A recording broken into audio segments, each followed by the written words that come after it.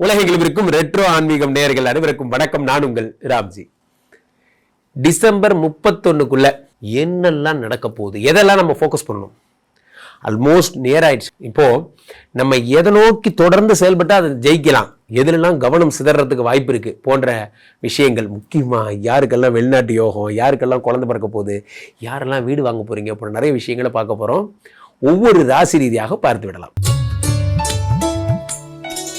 துலாம் ராசிக்காரர்களுக்கு இந்த கடைசி 30 நாட்கள் ஆச்சு சொல்லி இப்போ 29 தேதி 30 தேதி ஆச்சு குருஜி. இப்போ இன்னொரு 30 நாள் தான் இருக்குது. அதனால தான் கடைசி 30 நாட்கள்னு சொன்னேன். இந்த 30 நாட்களில் என்னென்ன பெரிய விஷயம்லாம் நடக்க போகுதுன்னு பார்க்குறோம். அதில் முக்கியமாக நவம்பர் 28ஆம் தேதி துலாம் ராசிக்காரர்களுக்கு சனி வக்கர நிவர்த்தி அடைந்தார். 6ஆம் இடத்துல இருந்தக்கூடிய சனி, இவர் யார்?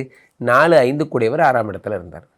4-5 கூடியவர்னா யார்? அதாவது வீடு மாடு மனை உயர்கல்வி உயர் பதவி தந்து கொண்டிருந்த சனி, 5ஆம் இடமாகப்பட்ட ப்ராப்பர்ட்டி சொத்து இறை அருள் இதெல்லாம் கொடுத்துட்டு இருந்த சனி 6ஆம் இடத்துல மறைஞ்சிடுறார். மறைஞ்சதோடு இல்லாமல் வக்கரம் வேற பெறார். அப்போது நான் என்ன பண்ணாலும் என்னை தப்பு சொல்லிகிட்டே இருக்காங்க. துலாம் ராசிக்காரர்கள்ட்ட பெரிய ப்ராப்ளமே என்னென்னா, நான் சும்மா இருந்தால் கூட என்னை தப்பு சொல்கிறாங்க. நானாக ஒன்றுமே பண்ணுறதில்ல குருஜி, ஆனால் அவங்களா எனக்கு ஒரு பேர் வச்சு நீ தான் அதுக்கெல்லாம் காரணம்ங்கிறாங்க. மனசுக்கு ரொம்ப வேதனையாக இருக்குது. ஏன் இப்படி என் மேலே பழி சொல்லிகிட்டே இருக்காங்கன்னு எனக்கு தெரியல போன்றவைகள்லாம் எப்போ ஏற்படுகிறது? இந்த சனி பகவானுடைய வக்கரத்தினால் ஏற்படுகிறது. 6ஆம் இடம் என்பது கொசிப்ஸ்னு பேர். கொசிப்ஸ்னால் என்ன? அவதூறு, நம்ம பற்றி கிசு கிசு, இதெல்லாம் கவிதையில் வர்ற மாதிரி தான். உலகின் வாயை தைத்திடு அல்லது 2 செவிகளை இறுக்கி மூடிடு, அந்த மாதிரி தான் உங்கள் கண்டிஷன். எப்போ பார்த்தாலும் ஏதாவது கொசிப் சொல்லிகிட்டே இருந்தால் என்ன தான் பண்ணுறது, வாழவா முடியும் அப்படிங்கிற மாதிரி. 6ஆம் இடத்துல குரு அந்த சனி பகவான் வக்ர நிவர்த்தி அடைந்தவுடன் இப்போ தான் நிவர்த்தி அடைஞ்சிருக்கார் நவம்பர் 28ஆம் தேதி. அடுத்த 30 நாட்கள் உருப்படியாக போகும். ஏற்கனவே வக்கரமாக, அதாவது 6ஆம் இடத்துல மறைந்த சனி வக்கரமாகும் பொழுது இன்னும் அதிகபட்ச கிசுக்களை எதிர்மறை விமர்சனங்களை கொடுத்து கொண்டிருந்தார். இனிமேல் அந்த மாதிரிலாம் நடக்காது. 6லேருந்து 6, 7, 8 பார்க்குறார். எப்பயுமே துலாம் ராசிக்காரர்களுக்கு ஒரு சிறப்பு பலன், இந்த சனி தான் சிறப்பு பலனை கொடுத்துட்டு இருந்தார். ஏன் தெரியுமா? இவர் தான் உங்களுக்கு யோகாதிபதி. அதிர்ஷ்டத்தை தரக்கூடியவரே சனி பகவான் தான். என்ன சார் சொல்கிறீங்க? துலாம் ராசிக்காரருக்கு மட்டும் அவர் உங்களுடைய பெடா தோஸ்த், உங்களோட ஃப்ரெண்டுங்க அவரே. காரணம் என்னன்னா, 4-5 கூடியவர், 4-5 கூடியவராக, 5 கூடிய யோகாதிபதியாக இருக்கிறார். யோகாதிபதி சனி பகவான் வக்கர நிவர்த்தி அடைந்து விடுகிறார். அடைந்தவர் 6, 7, 8 பார்க்கிறார். அடைந்தவர் 6லேருந்து 17 7ஆம் பார்வையாக 12ஐ பார்க்கிறார். பிறகு 3ஐ பார்க்கிறார். 3, 6, 8, 12ஓடு அவருக்கு ஒரு தொடர்பு வருகிறது. அப்போ துலாம் ராசிக்காரர்களுக்கு ராஜயோகம், விபரீத ராஜயோகம் சனி பகவான் தரார். சனி தரும் அற்புத பலன்கள்ங்க இதெல்லாம். அடுத்ததாக இந்த சனி பகவான் தருகின்ற இந்த இதெல்லாம் தான் இந்த 30 நாளும் நடக்க போகுது. அப்போ என்ன நடக்கும்? கடன் அடையும். என்ன குருஜி இதெல்லாம் ஒரு பிளெஸிங்கா? நண்பர்களே, உலகத்தில் நீங்கள் வாழ்க்கையில் வளர்ச்சிங்கிறத இப்போ இல்லைனாலும் நாளைக்கு வளர்ந்துக்கலாம். அடுத்த வருஷம் ஃபுல்லாக ஃபோக்கஸ் பண்ணி வெறும் வளர்ச்சி மட்டும்தான், அடுத்த வருஷம் கார் வாங்குறது, வீடு வாங்குறது, வண்டி வாங்குறது, இது மட்டும்தான் நம்ம பொழப்பாக இருக்க போகுது அப்படிங்கிற எண்ணத்தோடு இந்த புத்தாண்டை துவங்கணும். இந்த ஜனவரி 1ஆம் தேதி நீங்கள் எப்படி ஆரம்பிக்கணும்? இனிமேல் என் வாழ்க்கையில் நான் ஒன்லி டெவலப்மெண்ட் தான், வேறு எதுவும் கிடையாது என்று நினைத்து தான் அந்த வாழ்க்கையை ஆரம்பிக்கணும். காரணம் என்னென்னா, உங்களுக்கு சனி பகவான் 6ஆம் இடத்துலேருந்து கடனை, அப்போ இந்த வருடம் என்ன செய்யணும்? அடுத்த 30 நாளில் கடன் அடைச்சிடணும். நம்ம நினச்சா பண்ணலாம், ஆனால் நம்ம நினைக்க மாட்டேங்கிறோம். நண்பர்களே, காலிலேருந்து நீங்கள் இவ்வளோ நேரம் பயனுள்ள வகையில் செலவழித்த நேரம்னு யோசிச்சு பாருங்கள். எவ்வளோ நேரம்னு நம்ம பேசிகிட்டு இருக்கிற இவ்வளோ நேரம் வரைக்கும் எவ்வளோ நேரத்தை பயனுள்ள நேரமாக செலவு பண்ணணும்னு பார்த்தா ஒன்றுமே கிடையாது. நிறைய நேரங்கள் வீணடித்திருப்போம். காரணம் என்னென்னா, நம்மளுடைய தேவையில்லாத நம்ம ஃப்ரெண்ட்ஸு, நம்ம தேவையில்லாத விஷயத்தை பற்றி டிஸ்கஸ் பண்ணியே, ஒன்றுமில்லாததை பேசியே நம்ம என்ன செய்கிறோம்? இருக்கின்ற நேரத்தில் வீணடிச்சிடறோம். 6லேருந்து 6, 7, 8. 6ஆம் இடம் என்பது மறைவு ஸ்தானம். 6ஆம் இடம் என்பது ரணருண ரோக சத்ருஸ்தானம். 6ஆம் இடம் என்பது கடன். அந்த கடனில் இருக்கிற சனி பகவான் கடனை அடைக்கிறார். Point number 1. 12ங்கிறது விரயம்.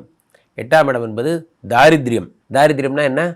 உங்களுடைய வறுமை, உச்சக்கட்ட வறுமை. இதெல்லாத்தையும் சனி பகவான் சரி பண்ணுறார். அடுத்ததாக குரு தரும் அற்புத பலன். அப்பா சாமி, ஒரு 11 நாளாக ஒரு என்ன சொல்கிறது, இந்த நவம்பர் 15க்கு அப்புறம் இந்த டிசம்பர் 15 வரைக்கும் இந்த ஒரு மாதமாக நாங்கள் படுற பாடு இருக்கே, எப்போ வேலை போகும்னு தெரியல. நிறைய பேர் வேலையை இழந்திருப்பீங்க. 10லே குரு வந்தால் பதவி பறிபோகும். 10ஆம் இடத்துல வந்த குரு உச்சம் பெற்ற குரு வேறு, நிறைய பேருக்கு வேலை போயிருக்கும். அப்போ இந்த உச்சம் பெற்ற குரு பகவான் இப்போ திரும்ப நார்மலாக மாறி 9ஆம் இடத்துக்கு போயிட்டார். இதோடு அவர் அடுத்த ஜூன் தான் வருவார். 2026 ஜூன் 1 வரை துலாம் ராசிக்காரர்களுக்கு குரு பகவானால் பெரிய பிரச்சனை என்பது இல்லை. 9ஆம் இடத்து பாக்ய குரு நிறைய அதிர்ஷ்டங்களை தருவார். 9ஆம் இடத்து குரு என்ன பண்ணுறார்? வழக்கம் போல் பழையபடி 9ல் போயிட்டு 9ஆம் இடத்தை 5ஆம் பார்வையாக 1 பார்த்து உடம்பு சரி பண்ணுறார். திரும்ப 3 பார்க்குறார். அடுத்ததாக உங்களுடைய 5ஆம் இடத்தில் இருக்கக்கூடிய ராகுவை பார்க்கிறார். குரு சண்டால யோகம் மீண்டும் உருவாகிறது. அப்போ அடுத்த 30 நாளில் இந்த இந்த வேலையில் ஒரு பாம்பு வந்தது. திடீர்னு புதுசாக ஒரு ஆள் வந்தால் நம்மளை போட்டு பாடாப்படுத்தினா இப்போ அந்த ஆள் போயாச்சு. இனி வாழ்க்கையில் நல்லது தான் நடக்கும். காரணம் என்னவென்றால் குரு பகவான் 10ல் இருந்தால் தான் கேடு. 10ல் இருந்து 9க்கு அதிசாரமாக ரிவர்ஸ் போயிட்டார், வக்கரம் போயிட்டார். அடுத்ததாக நடக்கின்ற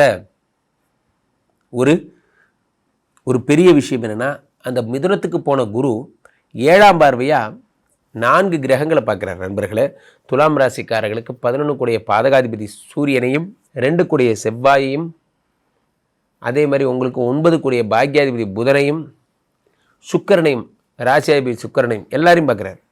யார்? குரு. அப்போ உடல்நிலை சரியாகிறது, குடும்ப வாழ்க்கையில் மகிழ்ச்சி ஏற்படுகிறது. முக்கியமாக எது உங்களுக்கு தொந்தரவு தந்துட்டு இருந்ததோ 11ஆம் இடத்து சூரியன், அந்த பாதகாதிபதி, அது உங்களை விட்டு போயிடுது. அப்போ வாழ்க்கையில் அடுத்த படிநிலையை நீங்கள் போகிறீங்க.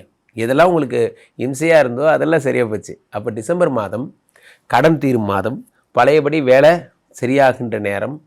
இந்த மாதத்தினுடைய எண்டுக்குள்ளே அடுத்த 30 நாட்களில் ஹோம் பேக். நீங்கள் எப்படி இந்த 2025 மே மாதம் ஸ்டார்ட் பண்ணிங்களோ அந்த லைஃப் ஹோம் பேக் ஆகும். ஆகையினால எல்லா குழப்பமும் ஒளிந்தது. அதிகபட்சம் டிசம்பர் 5 தேதிக்கு அப்புறம் குரு மிதுனத்துக்கு போனதுக்கப்புறமே you will be all right and all right. அதனால் இந்த டிசம்பர் மாதம் முழுவதும் பணம் தரும் மாதமாக இருக்கும். இந்த டிசம்பர் 31க்குள்ளே நடக்க வேண்டியதை ஏன் பார்க்கணும்? இந்த முக்கியமான விஷயமே அதான். என்ன காரணம்? அதில் பார்க்க வேண்டியதுக்கு என்ன இருக்குது? நண்பர்களே, மிக முக்கியமான விஷயமெல்லாம் இதில் தான் அடங்கி இருக்கு. காரணம் என்னவென்றால், குரு பகவான் இந்த டிசம்பர் 21 வரை மட்டுமே கடகத்தில் எழுந்தருளுகிறார். கடகத்தில் இருக்கக்கூடிய குரு பகவான் மீண்டும் மிதுனத்துக்கு பெயர்ந்து விடுகிறார் இந்த டிசம்பர் 21ஆம் தேதி. அவர் மீண்டும் மிதுனத்துக்கு வந்த பின்பு பலன்கள் எல்லாம் குறைந்து விடும். காரணம், அது உச்சம் பெற்ற குரு இப்ப நார்மல் குரு ஆயிட்டார். பாயிண்ட் நம்பர் 1 அதுதான். பாயிண்ட் நம்பர் 2 என்னன்னா, நவம்பர் 28ஆம் தேதி வரை மட்டுமே சனி பகவான் வக்கரம் பெற்றிருக்கிறார். நவம்பர் 28க்கு பிறகு வக்ர நிவர்த்தி அடைந்து விடுகிறார். எப்படி? வக்ர நிவர்த்தி அடைந்து விடுகிறார். வக்ர நிவர்த்தி அடைந்த இந்த சனி பகவான் பல நன்மைகளை தரப்போகிறார். மிக முக்கியமான விஷயங்கள் எல்லாம் இந்த சனி பகவானுடைய வக்ர நிவர்த்திக்கு பிறகுதான் நடக்கிறது. ஏன்னா சனியும் பேக் டு ஹோம் வந்துட்டாரு, குரு அதிச்சாரம் பெற்றவர் பேக் டு ஹோம் வந்துட்டாரு. ஸோ அப்போ இந்த 2 விஷயமும், இதுல முக்கியமான விஷயமே 4 கிரகங்கள், செவ்வாய் ஆட்சி பெற்ற செவ்வாயோடு, சுக்கிரனோடு, சூரியனோடு, புதனோடு எல்லாரும் சேர்ந்து காலபுருஷனுக்கு 8ஆம் இடமாகப்பட்ட விருச்சிகத்தில் சென்று அமர்ந்து விடுகிறார்கள். இந்த எல்லாரும் இந்த 8ஆம் இடத்தில் இருக்கும் பொழுது பல பேருக்கு பல விஷயங்கள் ஏற்படும். ஏன்னா ஒரு இடத்துல ஒருத்தர் இருந்தாலே ஒரு மாதிரி, 4 பேர் இருந்தால் என்ன ஆகும்? அப்படியே பார்த்தீங்கன்னா டிசம்பர் 16, 17 தேதிக்கு அப்புறம் எல்லா கிரகங்களும் தனுசுக்கு வந்துருச்சுங்க. எல்லா கிரகங்களும் தனுசுக்கு வரும்போது என்ன ஆகும்? தனுசுங்கிறது இந்த காலபுருஷனுக்கு 9ஆம் இடம்.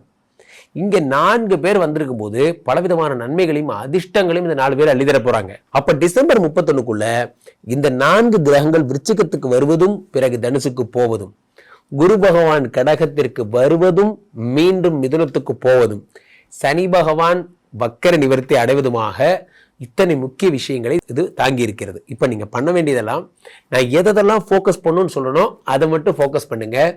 மற்ற எதுலையும் டிஸ்ட்ராக்ட் ஆகாதீங்க. டிஸ்ட்ராக்ட் தான் உலகத்தில் பெரிய ப்ராப்ளமே. நான் போயிட்டே இருந்தேன், திடீர்னு எதையும் ஒன்று காமிச்சு ஆசை காமிச்சு இந்த பக்கம் கூட்டு போயிட்டான். ஒரே ரூட்டில் போகணும், அப்போ தான் ஜெயிக்க முடியும். அப்போது கீழே போயிட்டு இருக்க இந்த 2 நம்பரை கூப்பிடுங்க. உங்களுடைய சொந்த ஜாதகத்தை பார்த்துக் கொள்ளுங்கள். உலக புகழ் வாய்ந்த நமது விஸ்வரூப விஷ்ணுமாயா எழுந்தருள் இருக்கக்கூடிய புனிதமான இந்த ஸ்ரீமடத்திலே தினசரி நடக்கின்ற விஷ்ணுமாயா ஹோமங்களில் கலந்து கொள்ளுங்கள். மீண்டும் ஒரு நல்ல பதிவில் சந்திப்போம். நன்றி, வணக்கம்.